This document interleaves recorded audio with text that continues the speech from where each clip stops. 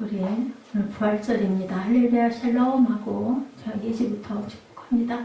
할렐루야 샬롬 샬롬 샬롬 샬롬 샬롬 샬롬. 하나님 사랑합니다. 여러분 주 안에서 사랑합니다. 우리 가운데 계시는 예수님, 예수님이 어제나 오늘이나 동일하시죠. 2000년 전이나 지금이나 동일하십니다.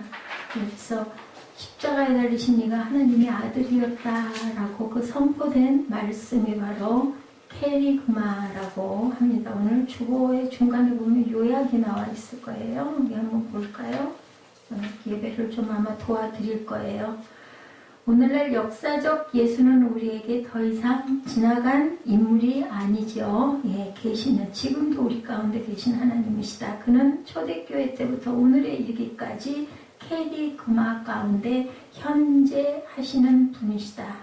캐리그마라는 아마 단어 여러분들 들어보셨을 거예요. 그 내용이 십자가에 달리신 이가 하나님의 아들이었다라는 선포예요. 고백이에요. 사람이 아니고 하나님의 아들이었다. 그 말씀 때문에 돌아가셨죠. 신성 모독죄로 돌아갔어요. 사람이 돼가지고 네가 무슨 하나님의 아들이냐. 그래서 빌라도가 더 이상 말하지 않고 옷을 찢고 그냥 십자가에 못 박도록 했다라는 그런 얘기죠. 그 캐리그마를 통해서 예루살렘에서 초대교회가 형성이 됩니다. 그가 바로 하나님의 아들이었다. 이 말씀 때문에 이어서 안디옥, 소아시아, 로마 이르기까지 교회가 확산돼 가죠. 그래서 오늘날에 이 수많은 교회가 되었다라는 거죠. 교회 형성의 기반은 십자가에 달리신 나사렛 예수가 그리스도 구세주이다라는 신앙 고백이라는 것. 이게 바로 교회의 근본이고 뿌리입니다.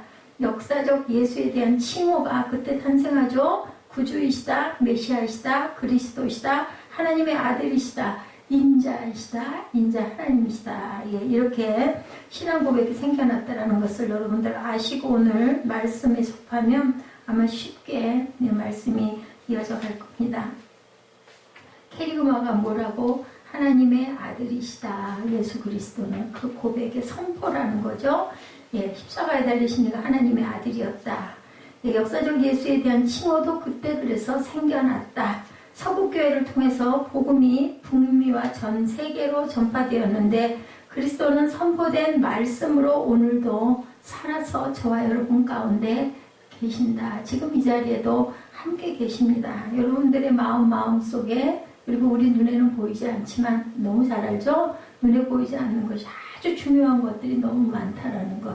돈으로 살 수 없는 것이 엄청나게 귀중하다라는 것 여러분들 아실 겁니다. 지금도 이 자리에 함께 계시는 다른 교회들 부활절에 좀 그 규모가 있고 큰 교회들은 난리죠. 부활절 칸타타 하고 뭐 1시간 이상씩 찬양하고 뭐 아주 오케스트라에 대단합니다. 그래서 우리도 그 6분짜리 마라나타를 제가 거기 영상에서 그래도 보려고 했던 이 중간에 여러분 끊겼습니다.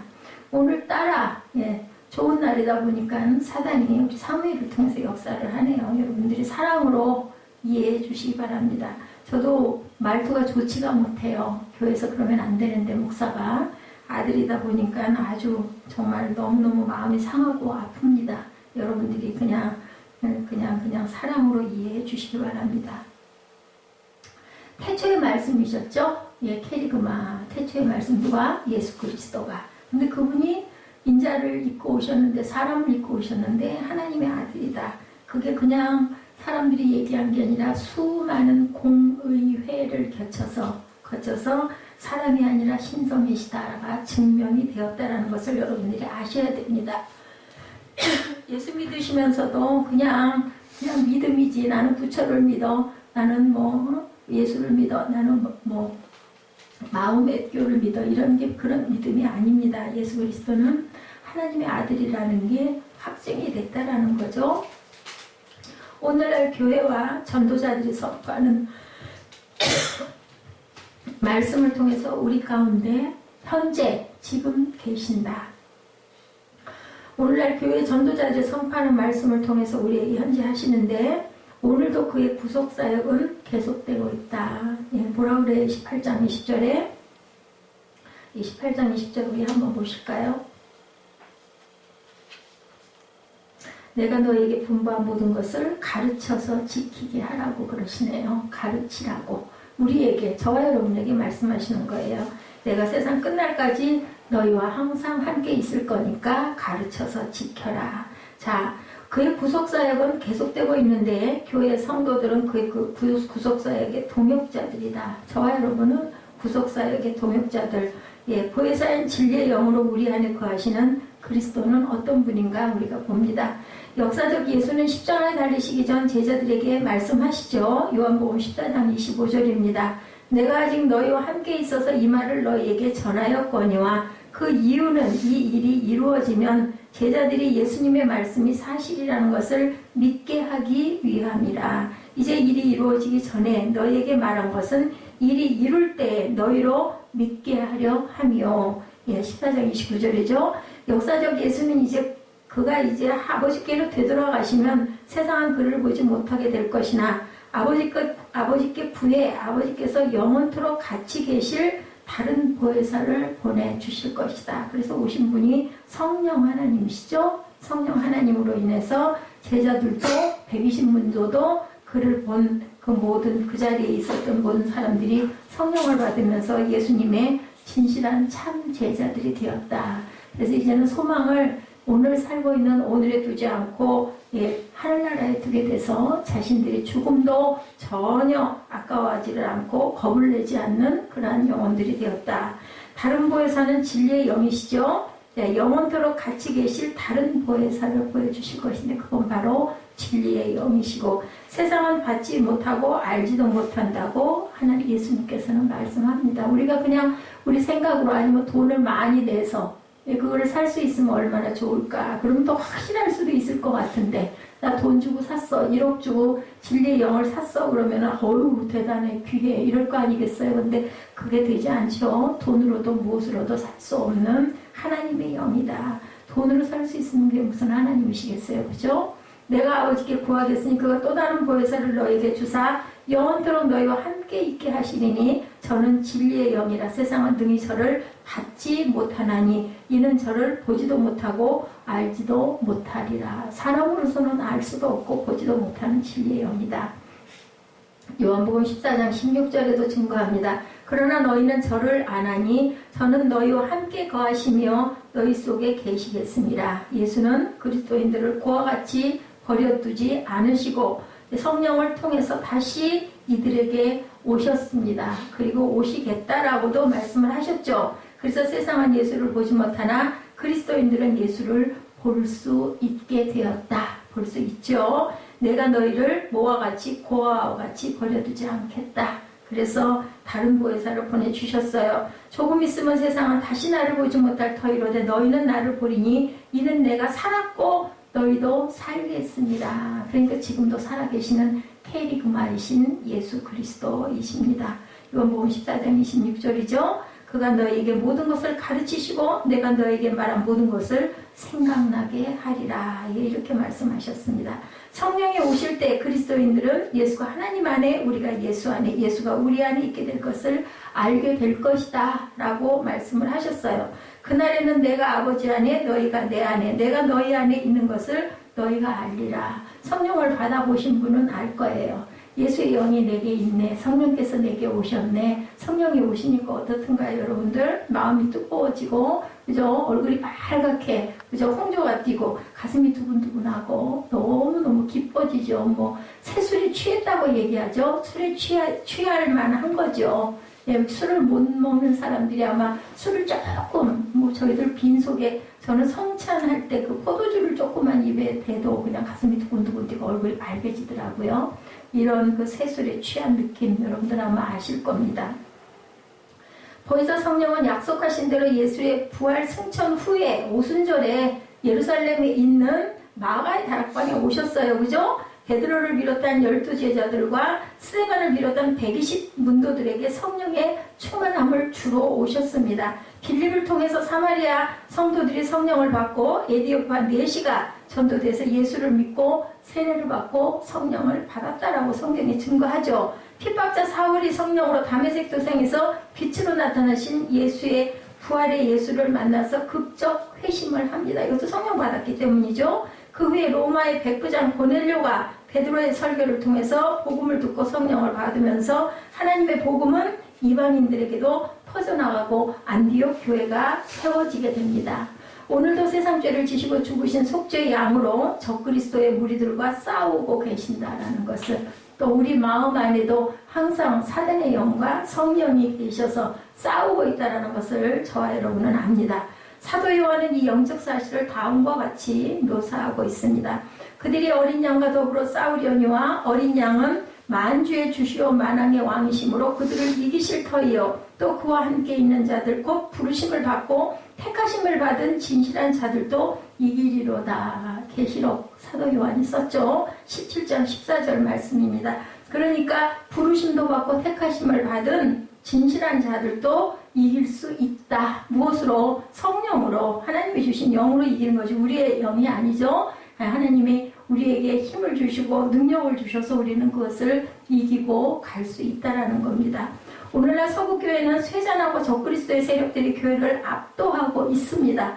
그러나 영적으로 세계 전반에서 볼 때 그리스도의 영적 싸움은 이기는 싸움이다. 왜냐하면 하나님의 나라는 줄지를 않고 계속 확장돼 가고 있죠. 왜냐하면 그가 하나님이시고 왕중왕이시고 만주의 주이시기 때문이다. 세계가 뭘로 돌아가요? 하나님 중심으로 돌아가고 있죠. 여러분들 일주일을 봐도 마찬가지죠. AD와 BC를 봐도 하나님 중심으로 돌아가고 있습니다. 사무엘 방으로 들어가. 사무엘 방으로 들어가. 그거 그러고 앉아있지 말고. 앉아있지 말고 들어가. 그는 이 세상의 불의한 적그리스도의 세력을 그냥 이기는 것이 아니라 뭘로 이기세요? 말씀으로, 정의로 이기신다. 공의의 하나님이시죠.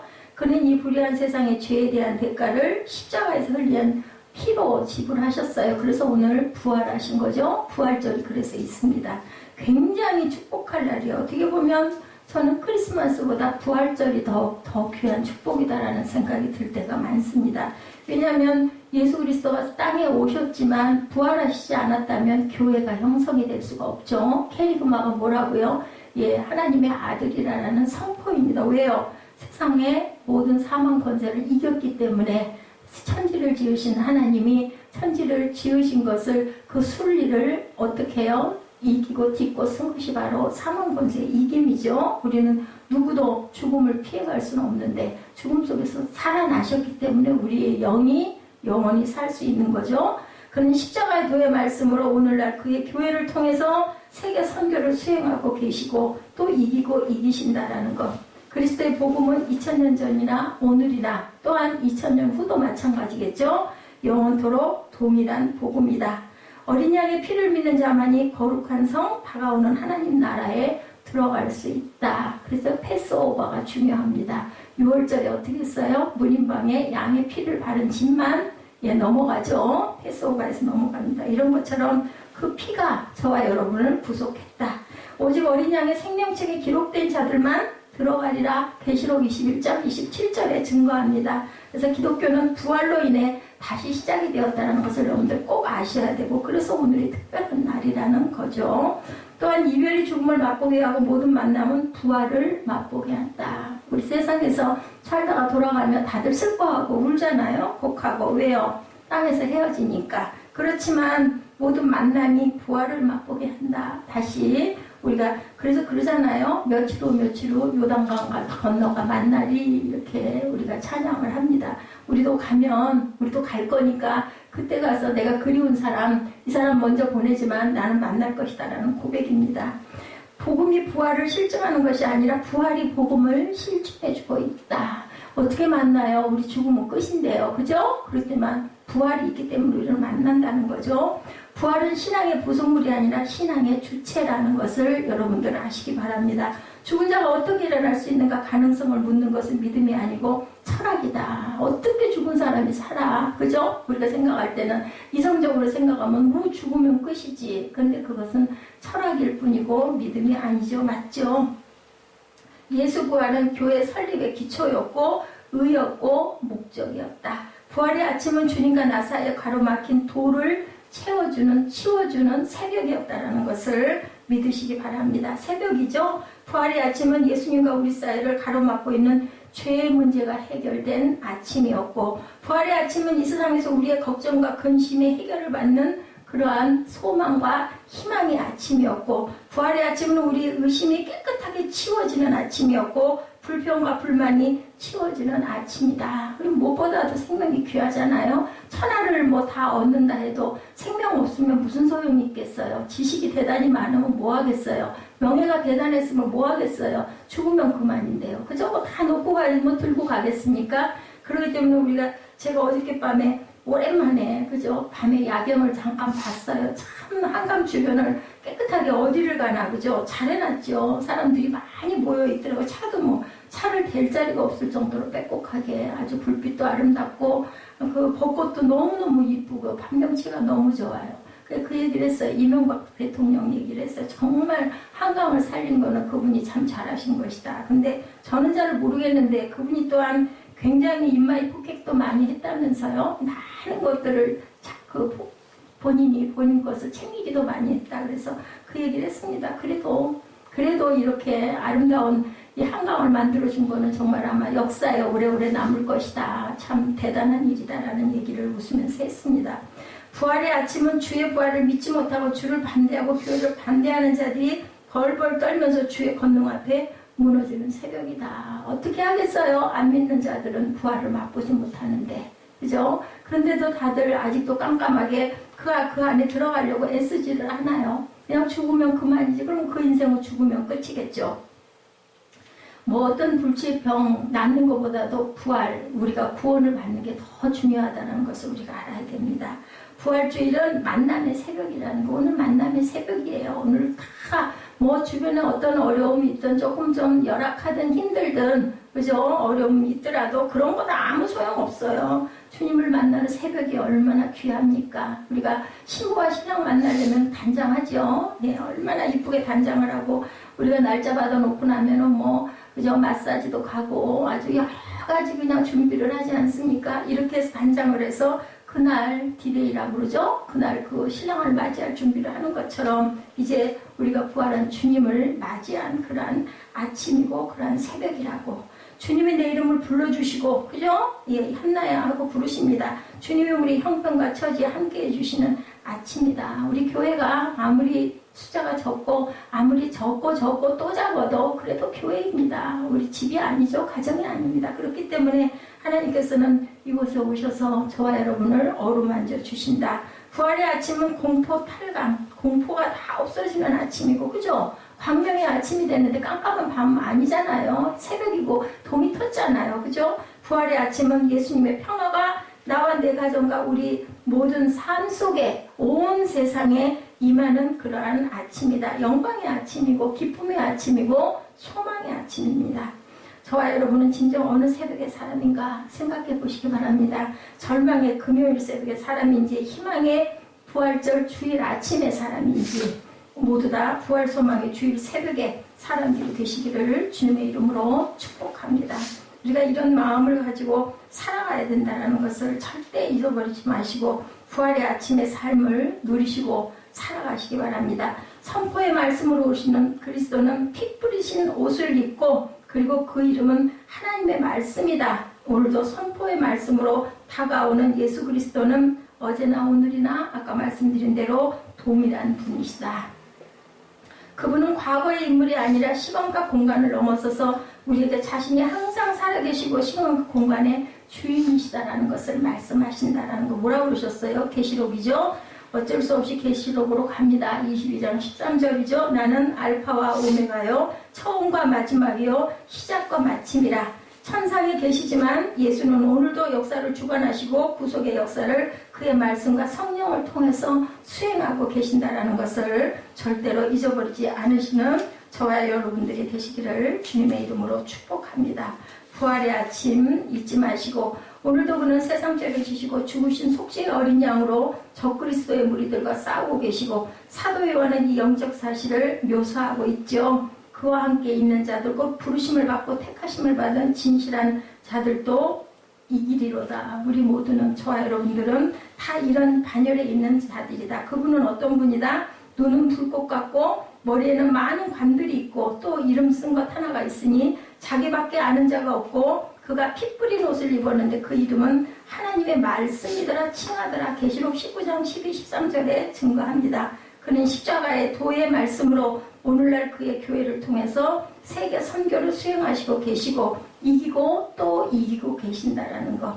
어린 양의 피를 믿는 자만이 거룩한 성에 들어갈 수 있다는 것. 그래서 오늘은 부활주일이고 부활주일의 새벽이고 부활주일의 아침이라는 것. 그래서 부활절 예배가 이토록 중요하다라는 것. 선포의 말씀으로 그리스도께서는 어제나 오늘이나 영원토록 다가오시는 분이라는 것을 잊지 마시고 열린 무덤의 종교가 아니고 부활의 역사만 책에 기록된 것이 아니라는 것. 그리고 부활의 역사가 재림의 말씀 선포 가운데 계신 그리스도라는 것을 믿고 가시는 저와 여러분 되셔서 데살로니가 후서 1장 8, 9절입니다.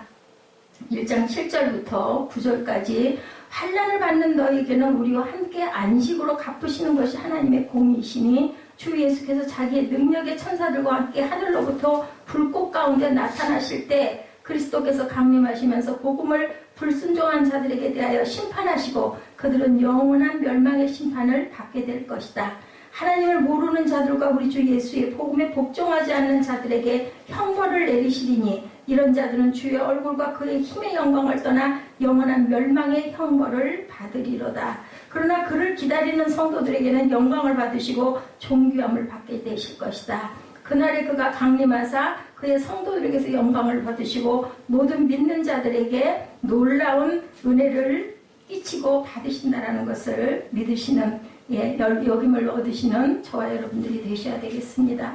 예수는 속히 오실 것이고 아까 마라나타 하죠. 각 사람에게 행함대로 갚아주실 것이라고 말씀하죠. 보라 내가 속히 오리니 내가 줄 상이 내게 있어 각 사람에게 그가 행한 대로 갚아주리라. 역사의 의미는 예수께서 다시 오심으로 비로소 이루어진다라는 것. 이것들을 증언하시죠. 내가 진실로 속히 오리라 하시거늘 아멘 주 예수여 오시옵소서. 계시록 22장 20절입니다. 이 재림의 선포 가운데 그리스도는 임재하시고 오늘도 회개한 성도들을 부르시고 그들로 제자가 되게 하시고 복음의 전도자가 되게 하신다. 선포의 말씀으로 오시는 그리스도는 피 뿌린 옷을 입으시고 그 이름을 하나님의 말씀이다 라고 말씀하죠. 이렇게 오늘도 마라나타 주 예수의 오시옵소서. 우리는 주님을 맞을 준비를 차리고 부활절을 준비하고 부활의 영광을 하나님께 돌리는 새벽에 하나님의 귀한 부활절 주일의 아침의 주인공들 저와 여러분 되시기를 주님의 이름으로 축복합니다. 기도하시겠습니다.